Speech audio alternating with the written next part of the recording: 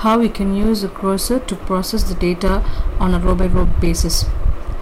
Now a cursor is again a database object which is used to process the data on a row by row basis, the data which is there in a context area. Now what is a context area? Whenever you process an SQL statement, a SQL statement allots a private SQL area or work area for the processed information. For example, when you execute a select statement, you retrieve these rows. 8 rows are projected. Now these 8 rows are temporarily stored in a private work area called as context area.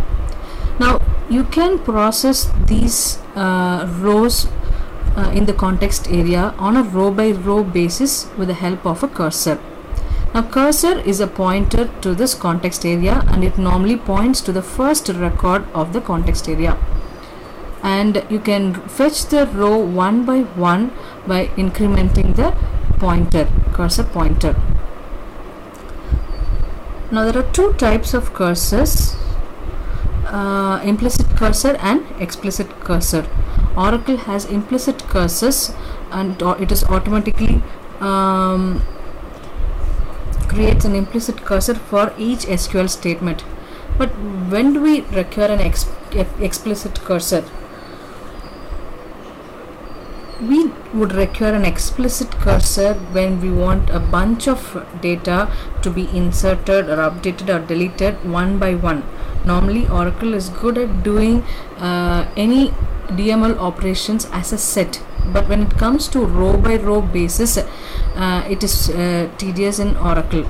So we can do this row by row updation, deletion, insertion in Oracle using cursors.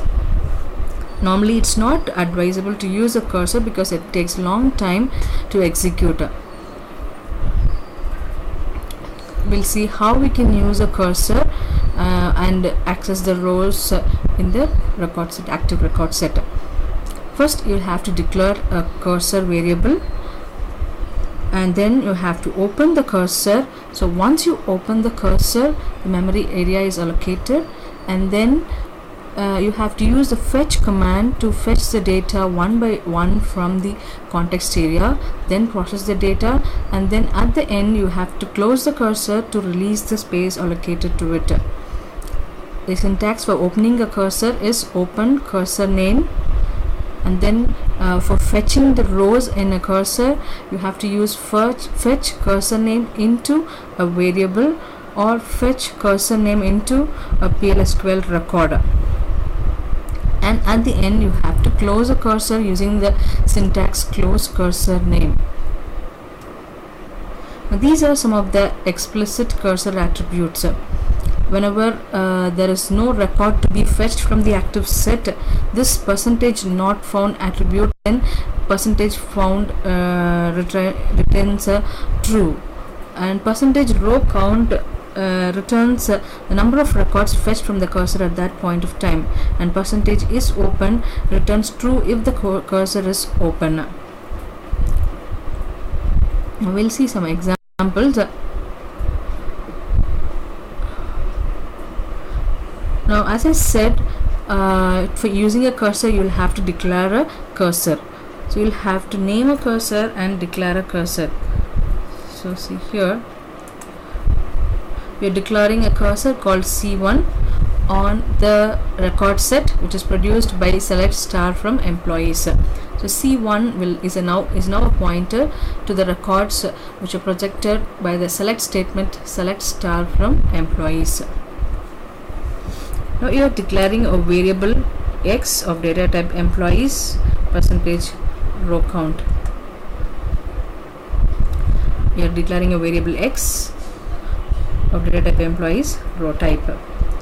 The next thing is you have to open the cursor. So only when you open the cursor, the area will be temporary area will be allocated, and the select statement will be executed, and the data will be updated in the context area. Now once the cursor is open, you can fetch the data from the cursor. Now this fetch will fetch the first record in the context area. initially the cursor will be pointing to the first row in the context area. So you can just display it using a DBMS output command. So once you finish this, give a front slash. Now the output is not displayed because we have not used set server output on.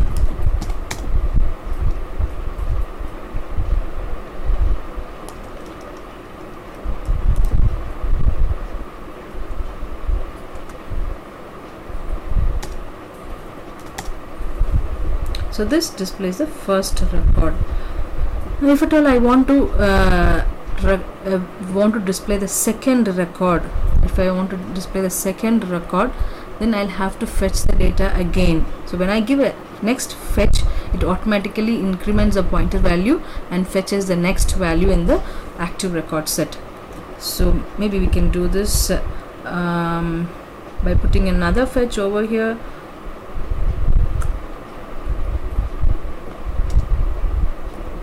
Something like this.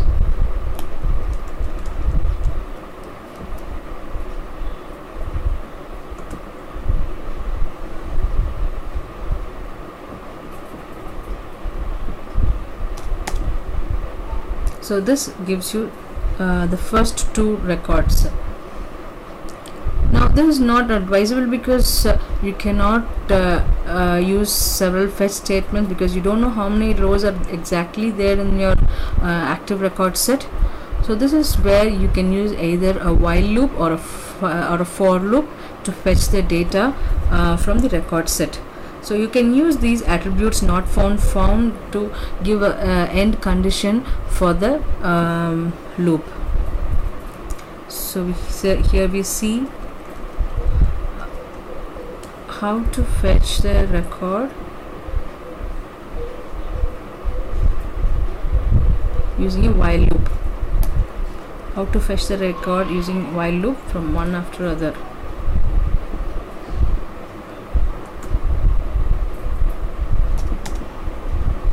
So here you see you have declared a cursor on the select star from employees with the variable X. You have opened the cursor and then you have fetched the record into the cursor value and from the cursor value into the record value, and you are using a while loop. So here while the cursor value is found, which means that when you use a percentage found, if there is a value in the cursor, then it returns a true. So once there is no value in the cursor, then it returns a false. So once it returns false, it comes out of the loop, and until then it retrieves the data and then it displays the data over here.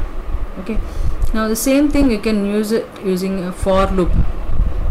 You can access using a for loop. So this is using for loop. While you use a for loop, you don't have to declare the variable or you don't have to open the cursor.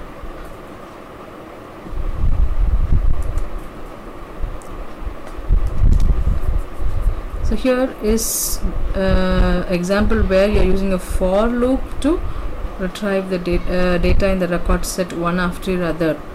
So here we have shown you an example of just displaying the record one after other, but then you can process the data inside this loop one after other on a row by row basis.